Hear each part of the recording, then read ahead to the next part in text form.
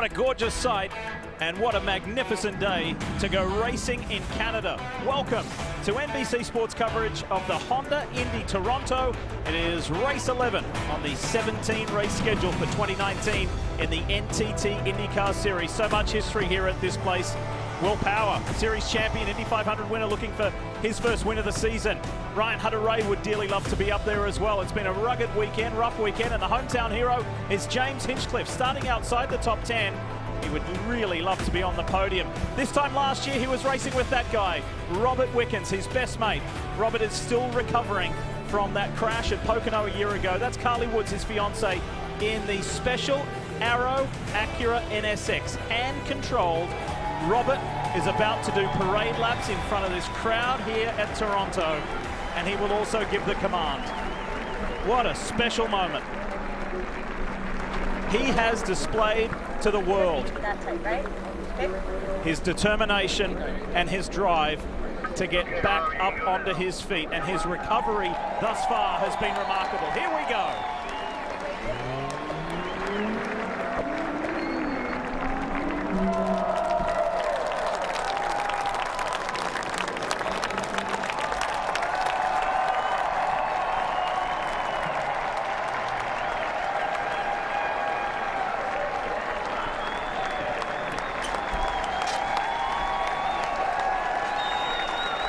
Future drivers of mine, start your engines.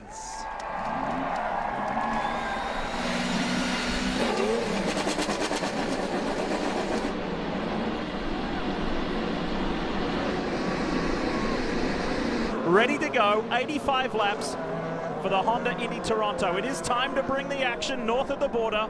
Set to go with these passionate Canadian fans on a beautiful day. And the Indy 500 champion and defending series champion on the front row. Set to go in Canada, the one time. Let's go, and it's Pagenaud with that inside line. Rosenquist is trying to defend from Rossi. Rossi locks up, and Dixon into second, no problem there. Big lock up by Rossi, but he got through there clean ahead of Rosenquist. Rosenquist now looking on the inside as they go down the lakeshore. They're going to fan out. This is going to be the problem here. Rossi making a move on Dixon on the outside. This is where the trouble could start. Turn 3 brake zone. Rossi to the outside of Dixon. Can he make it stick? No, he's got to back off. Now Rosenquist will have a look as Hunter-Reay tries to shove his way in that yellow DHL car up the middle. It was Zach Beach going around the outside. Ed Jones on the inside of Rosenquist. Newgarden there. Sato and Bourdais side by side. Sato goes for the inside. I thought they touched almost there. James Hinchcliffe has contact. It's Marco Andretti, and Hinch was able to get away with it. Marco's got maybe have some front nose damage.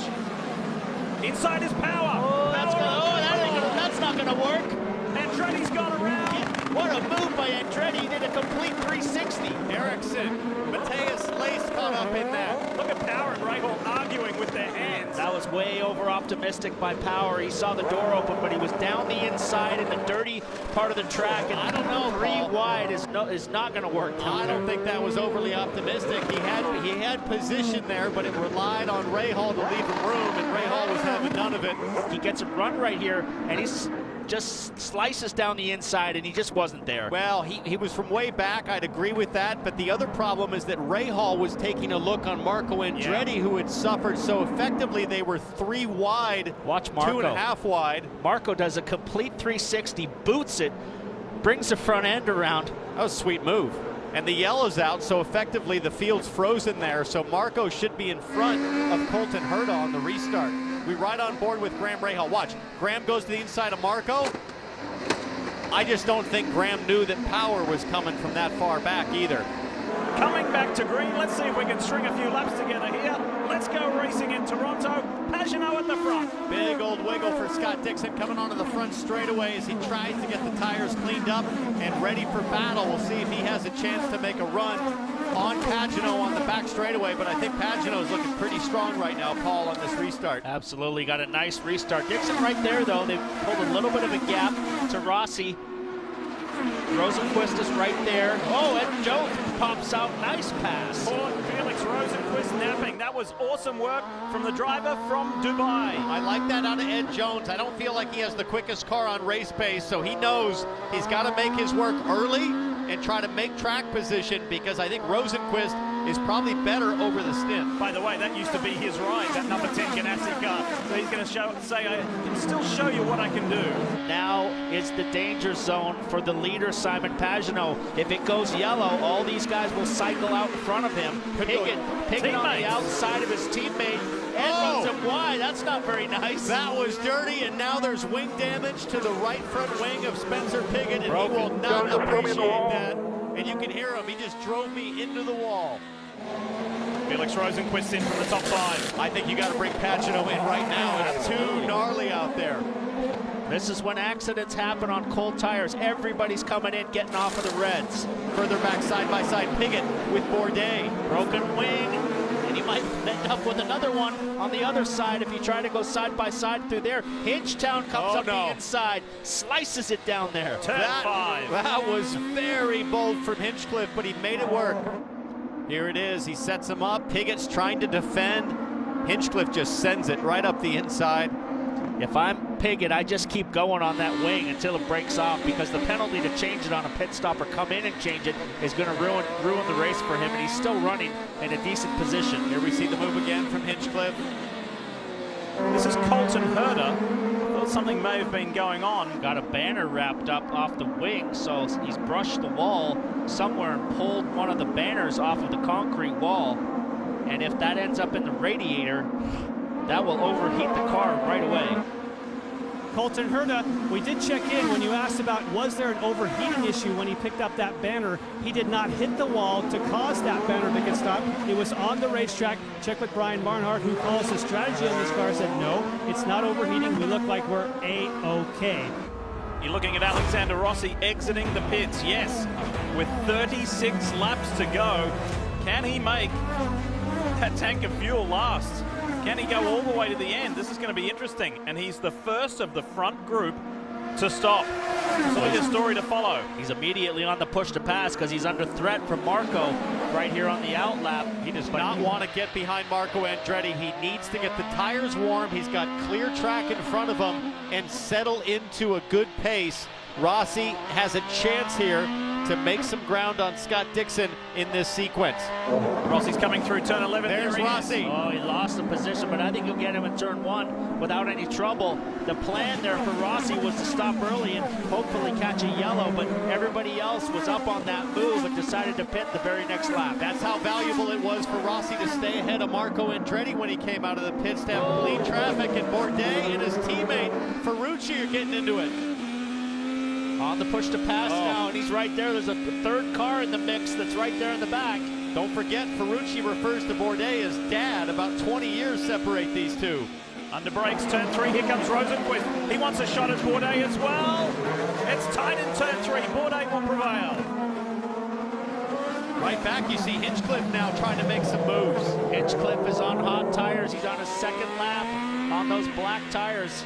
Ferrucci still needs to make his last stop, as does Graham Rahal, but Bourdais, Rosenquist, and Hinchcliffe all on the same strategy.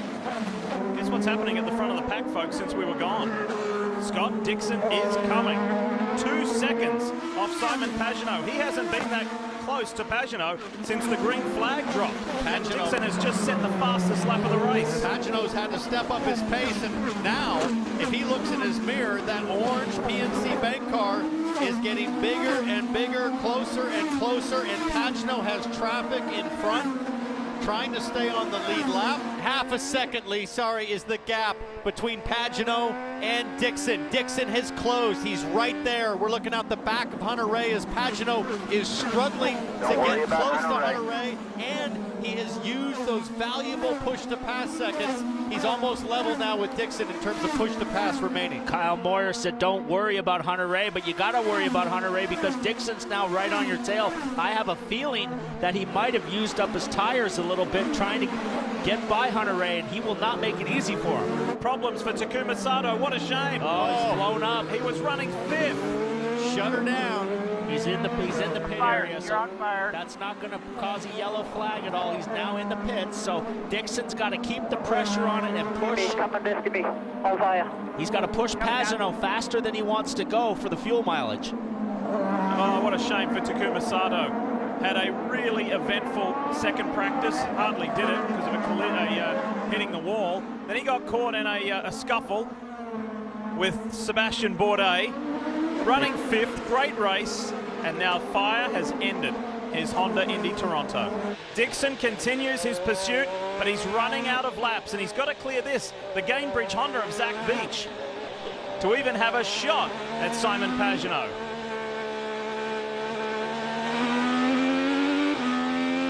Less than 2 miles to run for Simon Pagenaud to get his 3rd win of the season, his first ever here at Toronto. White is out. Okay, 1 more lap here, 1 more lap, have to hit the number. He's still got to hit the number. Can he make it all the way around? He comes on to the You're doing awesome lakeshore. here. Does he have the fuel to make it to the end? Well, he can at least take a small breath knowing that there's a car buffering him as Ed Jones nicely lets Dixon by. Will Power into the tires. Not good, and he's going to be stuck. Maybe. Boy, that's an authority in reverse. I've never seen that. That will break a gear in reverse, and that's right by the last couple of corners. Will that be an issue as we come down to the end? They're 1 corner away from Full course yellow. full course yellow. Full course yellow. He's still on the tires, turn 8, stay to the right. Everybody got to take it easy. Pagenaud's going to be saying thank you very much, Will Power. Wow. And that is the 2nd incident in the same corner for Will Power in this race, after working his way unbelievably up into the top 10. So the race will finish as it is. Great job. Checkered flag out from pole position to victory lane. Simon Pagenaud wins in Toronto for the very first time. And Dixon says, well done, that was a great fight. And the championship now closes tighter and tighter. Pagenaud comes from 60 points out to just 39. And the captain has done it again here in Toronto. And Rossi closes to Newgard just 4 points behind. That's what we want as we close the season, to see it tighten up with more players in the mix. And Pagenaud, if he keeps driving like this, Paul, he'll absolutely factor into the championship. Smooth and steady all day. His teammates banging the walls and in the tires. Perfect drive by the Frenchman today. Hey Motorsports fans, thanks for watching. Make sure you hit subscribe before you go for all the latest news and highlights across motorsports.